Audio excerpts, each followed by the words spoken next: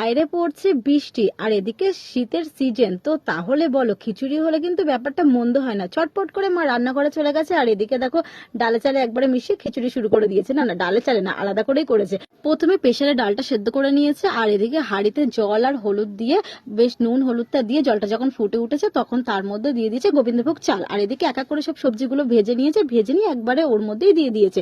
আর তারপরে দেখো সেদ্ধ করা ডালটাও হাঁড়িতে দিয়ে একদম পুরো ফুটিয়ে নিয়েছে। এইবারে এক এক করে পালা হলো, কড়াইতে দিয়েছে তেজপাতা, শুকনো লঙ্কা, সাদা জিরে, আদা, চিনি, টমেটো, নুন, হলুদ সবকিছু দিয়ে মশলাটা যখন বেশ ভালো করে কষিয়ে এসেছে তখন সেই মশলাটা খিচুড়ির মধ্যে অ্যাড করে দিয়েছে। খিচুড়িটা কিন্তু খুব দারুণ টেস্টি হয়েছিল খেতে।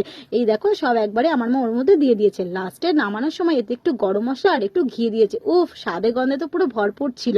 আর সাথে ছিল কি জানো, পাঁপড় ভাজা, আলু ভাজা, পটল ভাজা। খেতে কিন্তু দারুণ হয়েছিল। আর আমার বাবা নিয়েছিল রসমালাই। উফ, আমার ফেভারিট। কেমন লাগলো ভিডিওটা অবশ্যই কিন্তু জানিও।